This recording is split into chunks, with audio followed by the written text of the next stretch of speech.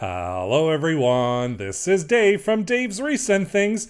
Recently here in Ontario, we got just a little bit of snow where I am. I know some northern parts got a lot more snow, and I know in the States they got some snow as well, which means winter is basically right around the corner. What better way to celebrate than joining us for a winter theme wreathathon? Nadia from DIY with Nadia has asked me to join her again, another one of her wreathathon series, along with some other YouTubers to create this winter wreathathon. So before I get started, don't forget there's that link right down below in that description box that's going to take you to the playlist so you can watch all of the videos in our winter wreathathon. Why don't I just get started and I'll show you what I made. I'm going to be using an 18-inch grapevine wreath today, and I'm also going to be using this artificial snow spray. First time I've ever used it, along with these little cranberry or berry picks, these wooden picks that have some flocking on them to look like snow, and these cute adorable ornament owls. This mini pine picks pack that I purchased from the Dollar Tree. And again, from the Dollar Tree, we have these cedar picks in white, and I'm going to be using my regular crafting utensils today to create this project.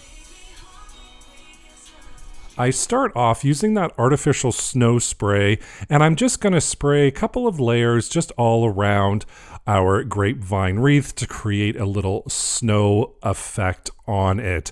I did spray this in the garage, and I suggest you do so as well. There was some fumes that came from it, so I didn't want to do it inside. And now all I'm going to do is go around that grapevine wreath, and I'm just going to cut off kind of the twigs that are in the way or bothering me. You can do the same if you want, or you can leave it just as is. And to create my wreath today, I always like to have all of my floral picks and attachments all around me, and then I usually just cut off some lengths of those floral picks because they're a little bit too long sometimes, and I'm going to start with the back layer.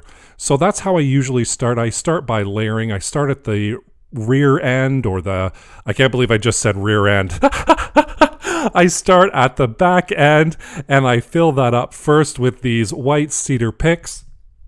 But not all of them. I'm going to save some of them just in case I want to use some later on. So for now, I'm just going to do this, and then I'm going to add some at the side as well, just to create some more interest there.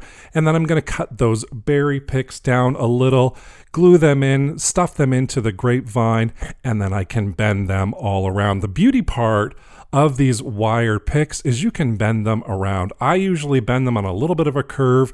You can totally leave them straight if you want. I just prefer it curved a little bit. And once I get them in there, I add a little bit more hot glue just to make sure they're nice and secure.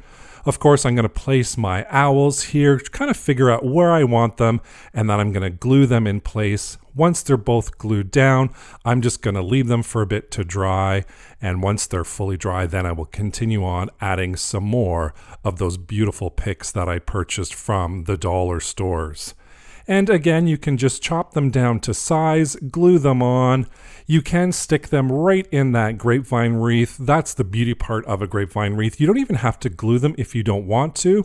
You can just totally stick it right in there and they stay. And then of course you can use the picks afterwards if you want to disassemble the wreath.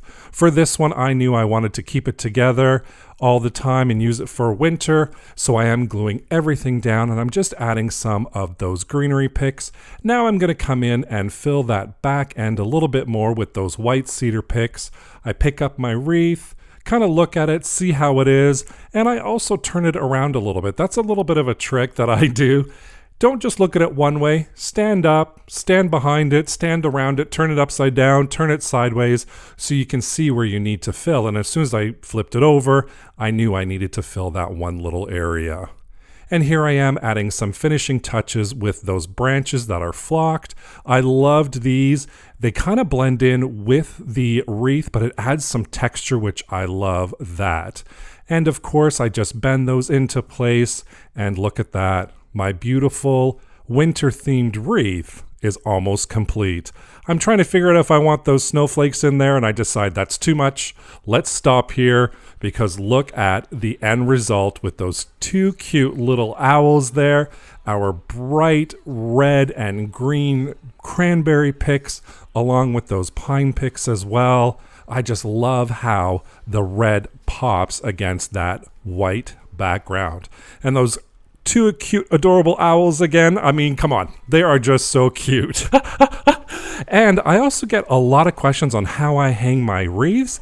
I use typically a wreath door hanger. There's one right here. It's got like a little snowflake theme on, which I think is perfect for this wreath. You can purchase those anywhere at the dollar store, the Dollar Tree, Dollarama. I just want to thank Nadia once again for asking me to join everyone for our winter wreathathon. Don't forget, click that link right down below in the description box, and that'll take you to the playlist for all of the other videos. Thank you so much for watching today. Don't forget to subscribe and hit that notification bell so you can be notified whenever I upload a new video. Thank you so much for watching. Take care. Bye for now.